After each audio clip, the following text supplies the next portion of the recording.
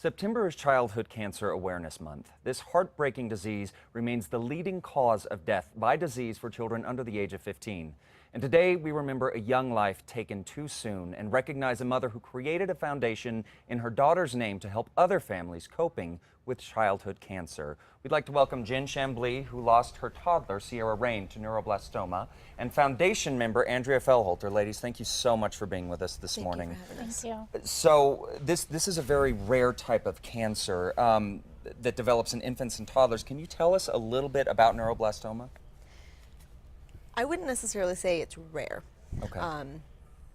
Childhood cancer alone is not rare. There's about, I would say, there are every 3 minutes, 4 minutes, a child is diagnosed. Wow. So it's not rare. It's a misconception, I think. Okay.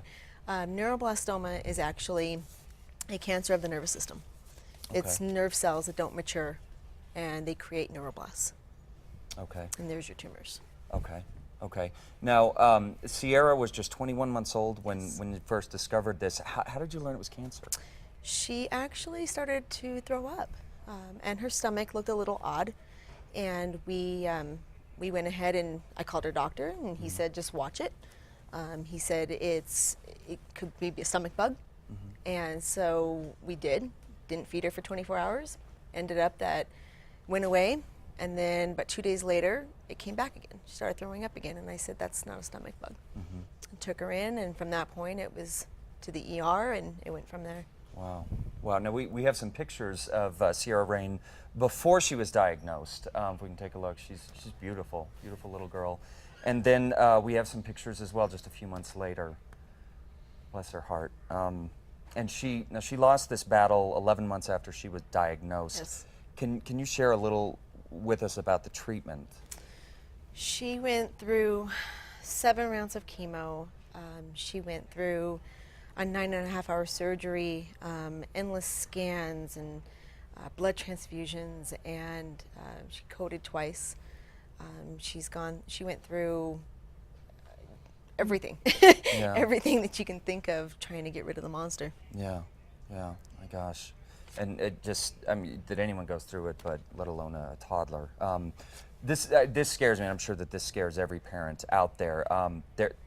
She had a tumor the size of a softball, Yes. but yet she didn't really present with symptoms until really late. They rarely do. Yeah, and that terrifies me to my core, I'm sure as it does to every parent. What can you give us in terms of advice or help to discover things, you know, for a child that can't communicate that there's something wrong? A lot of it could be like maybe they have trouble walking. Okay. Tumor might be pressing on the spine, headaches, a lot of throwing up. Weird eye. Yeah, movement. eye movements. They call it like a dancing eye, where the eyes just kind of move without kind of direction. Okay. Headaches. It's really tough, and that's why kids, by the time they're diagnosed, 70% are stage 4. Oh my gosh. So Go with your gut. Yeah. If you feel something isn't right, go with your gut. And keep pushing your pediatrician, even Exactly. if they try to dismiss it. Keep pushing them. Yeah, we really have to be Yeah. advocates for our little ones. And a lot of the children, they end up going to the ER and they get turned away because the doctors can't find anything. Right. Yeah. And they're Right. often misdiagnosed. My You gosh. hear stories where they're like, oh, they're just, it's the constipation, or it's, Yeah. and no one ever really looks. And Right. so it gets really advanced. Right. And neuroblastoma gets into bone marrow. So a lot of kids, every bone in their body will have the cells in it by the time it's found. So it's a really tough thing to get rid of. Right. Now this I think is great. You want legislation passed mandating childhood screenings of this. Can you tell us about that effort? It's slowly going. It's slowly Tough. going. A urine test could. A urine test can detect neuroblastoma. Okay. They're still working on blood screenings right now, but Okay. a urine test can do it. A urine And so test, the okay. way I see it is we tell adults to get mammograms, we tell adults to get colonoscopies. Why are we not screening these Our children? children. Right. Right. A simple urine test isn't going to create any harm Right. Yeah.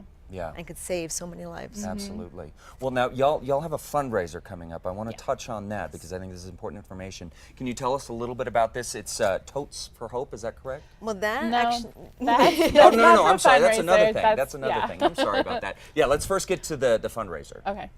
it's the 3rd annual Evening for a Cure. It is at Shriner Center. Okay. Saturday night, 6 to 9 p.m. There's stuff for the kids to do. There's several restaurants that have their food there. We have all kinds of stuff, live music. We have silent auction. It's going to be a lot of fun. And we hope, if all goes well, that next year we're going to make it a black tie masquerade. Oh, wow. Yeah, with And no we're kids hoping and- it's going to be 21 and over. And Okay. so and our plan is to actually have an event just for the children next year. Great. And then Okay. have the adult. But right now, bring the kids. Yeah, Yeah. for sure. Okay, and now let's touch, because I gave it a big build up. Let's touch on the Totes for Hope. Let's talk a little about that. That is a program that is exclusively run on donations and sponsors and generous people, that we put together a kit, a bag that parents need for themselves to get through this, that helped Jen and her family get through the whole beginning of it, and with binders and trying to keep track of everything, because people focus on the kids and completely support them, and they completely ignore the parents, Sure. and It's they're the family lost. goes through it too. Yeah, and so it's a kit to help, and there's gift cards for pizza from Papa John's and things like that to help keep track of things and bring the family together Right. in a positive way. really So how need can folks get information about the Evening for the Cure, and really about the foundation itself? www.sierrarain.org. SierraRain.org. Okay, well, ladies, thank you so much. Thank and you. again, I know it's tough sharing this story, but I really appreciate it. All right, we'll Thank be you. right back, folks. Thank you.